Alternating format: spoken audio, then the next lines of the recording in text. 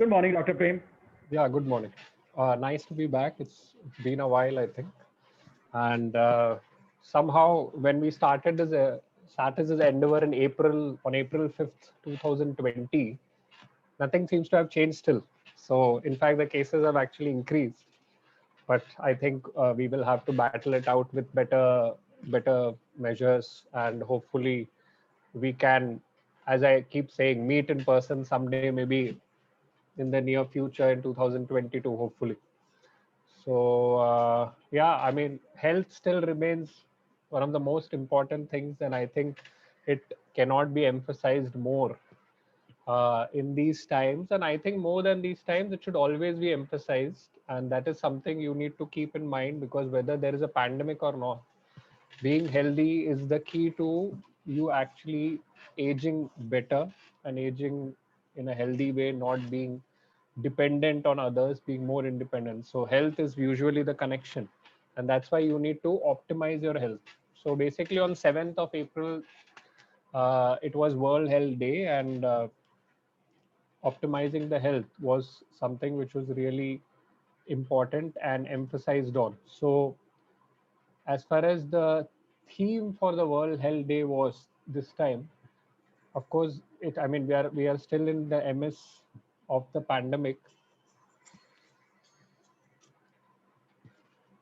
Just a moment, I will just have to take this call.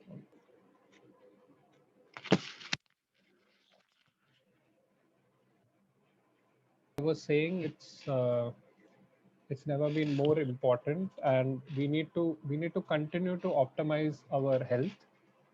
And the I mean, the theme in this particular World Health Day was basically to be healthy. That is, it was last Wednesday, and it was to create a world which is healthy for everybody. So that is something. If you have to go towards history, almost 1948 is when this particular World Health Day was sort of conceived, and tried to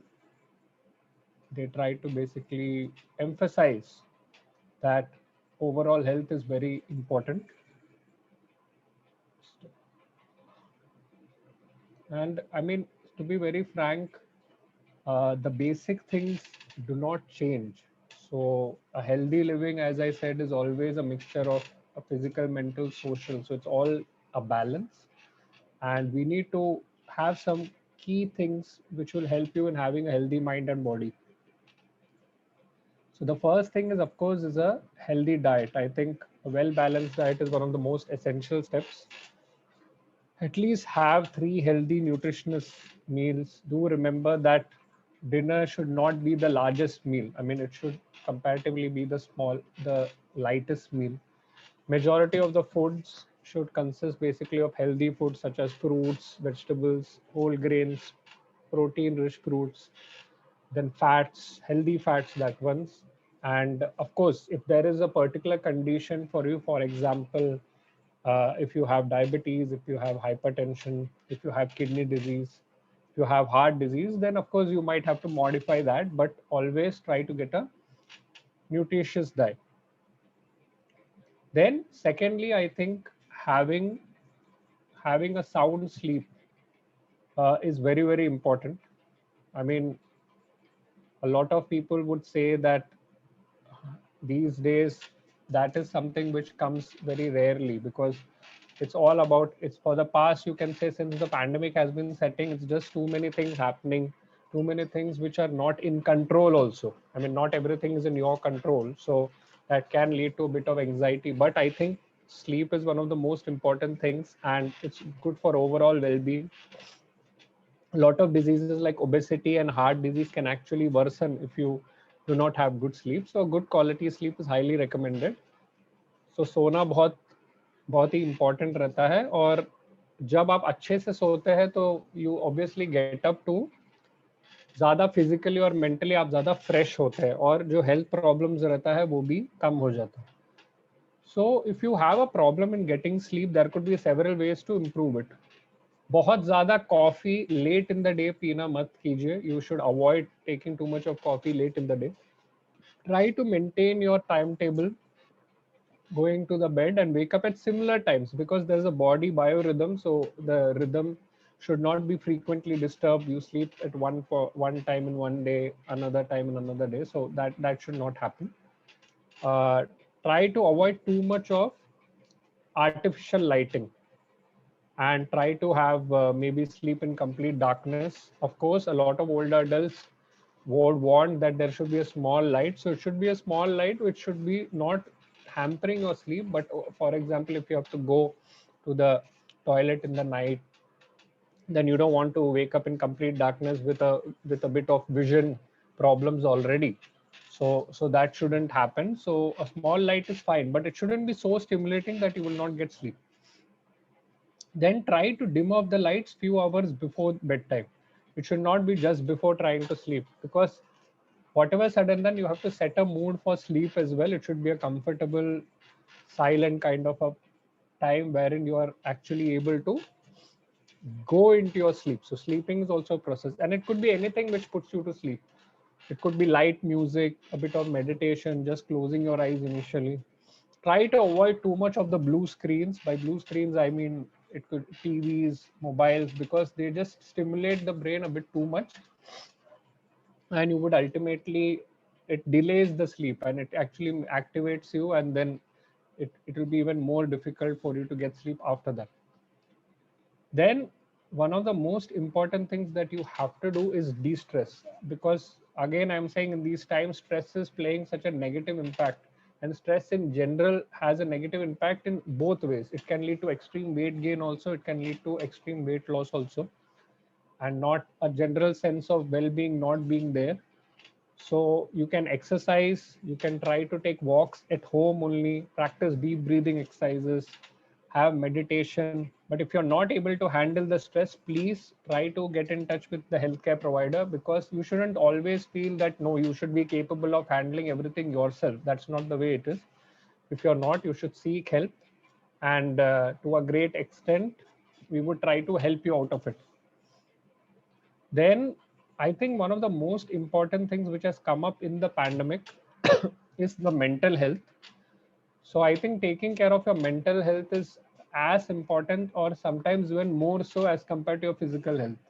As I say, if you are mentally fit, you would be physically automatically fit, because you would want to take care of yourself physically as well. A lot of times when you're mentally down, you're just not interested.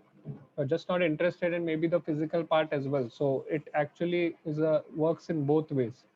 So try to focus on a good mental health. Do not forget that your mental health is a foundation of your overall health. So you have to assess what your emotional health is on a daily basis. Just try to talk to people. A social connect is very important. I mean, I'm not even talking about these times. Even normally, nobody wants to just come back home, stay alone the entire time, not go have friends, not have acquaintances, not have people to talk with. And it is not even necessary that it should have always have to be of the same age group. I mean, intergenerational bonding is really good, and one of the best bonds that anybody actually has is actually with their grandparents. Like I had a great bond always with my grandparents. So that is something which is intergenerational, and it really helps both the older adult and also the younger person. Then exercise. I think exercise is very important to keep you healthy and active. Studies very clearly show that exercise, at least 150 minutes of exercise each week, or try to do half an hour for 5 times, or 1 hour for 3 times a week, is important. Remember, exercising is different for individual person. You shouldn't just go into a sudden exercise and try to do something which somebody else is doing, which you might not be able to do properly. So try to start slow and try to get into that exercise mode.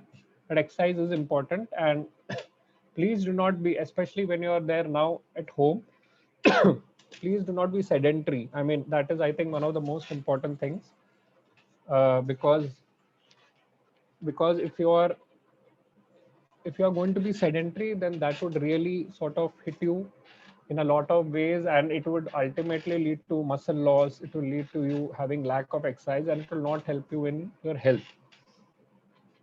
Then some fun activities can be done, whether it's dancing, yoga, aerobics. I mean, if you are able to go out, then of course a lot of things are there. But now, as we are not able to go much out, so things at home which can keep you active is very important. Then try to have sort of something maybe of a health journal or a health diary where you try to set goals, but try to set goals which you will do, because every day you do not achieve those goals, you are only going to be disappointed. So do not try to set such goals which you will not be able to do. Do not be very strict on you also that you are not able to do it. So try to make it fun, but at the same time try to take care of yourself. And don't think just because you are above a certain age you might or might not be able to do, but you need to take care of yourself as far as optimizing your health is concerned, because I think it's really really important that in most cases, as they say, prevention is always better than cure. So you need to you need to prevent, you need to be more healthier in a lot of ways. And again, as far as stress is concerned, I think one of the most important things that you need to keep into mind is do not do not think do not ever think that of things which are not under your control. I mean, that is, I think, which is very important, especially in these times. Try to focus on what you can do. And as the World Health Day theme was, it's all about having a fairer and healthier world. So to create that, I mean, it would not be as easy as it was always, but we are hoping. I mean, this is not the world which is going to be there forever. So try to take care of your hydration. Try to take care of keep your heart also healthy, and overall try to have good foods, which you should take, considering of course whether what diseases you actually have as well. There are a lot of diseases, there are a lot of temptations which will always be there, but remember, discipline, diet, all these things are the ones which will help you in getting uh, a more amount of healthier life. At the same time, try to be flexible as well. Sometimes what works for one will not work for another person, so try to be flexible. So I think that overall, in short, is how you should be optimizing your health. And more than anybody, if you have lived long and if you have lived quite a healthy life, then you must have done something right. So try to inculcate those things and draw inspiration from that, and try to get only better, because that is, I think, the best way to go about it. And as far as the current scenario is concerned, let's see how things pan out. Hopefully they will only get better, and we would obviously be talking about not the same things as we go ahead in 2022. I mean, talking, we are already into the fourth month of 2021, so we don't really know how long it is going. But yes, there is also hope. Try to, in this scenario, try to get yourself vaccinated. Yes, that is one of the ways you can actually try to protect yourself. Then, and try to stay safe, and please practice the things of hand hygiene, wearing a mask if of course you need to get out, and also trying to maintain social distancing. Yes, but be safe in the sense that do not distance yourself from people. Be socially connected as you are. I think I have uttered it a lot of times. The biggest silver lining was everybody getting into the online connect, and older adults embracing technology. See a silver lining in that. Try to spend more time, try to learn new skills. I think everything will only contribute to your health.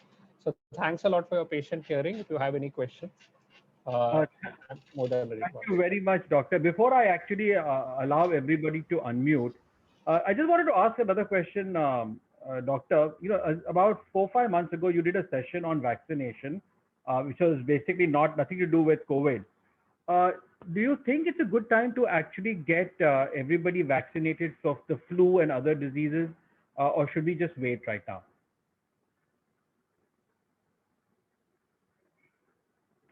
Doctor, you're on mute. Yeah. Okay. So I think yes, prevention is also very important, and one of the preventive ways is vaccination, and vaccinating against flu and against pneumonia is only helpful. It's not going to particularly help you against COVID, but you have to remember that the biggest killer still is not COVID. The biggest killer is chronic diseases, including heart disease, tuberculosis, cancers. So, I mean, that is still the biggest killer. Those facts and figures are going in the background because we are in the midst of a pandemic.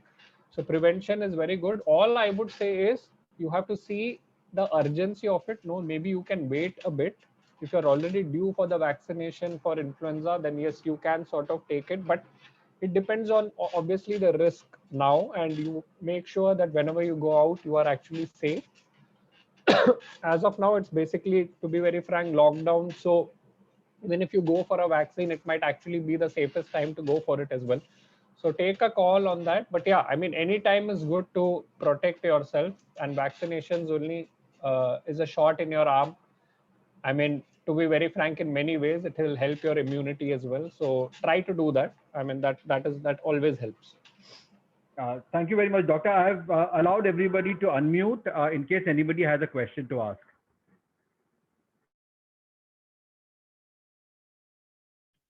Hello, Doctor. I have a question. Can I go ahead? Sure. Yes, please.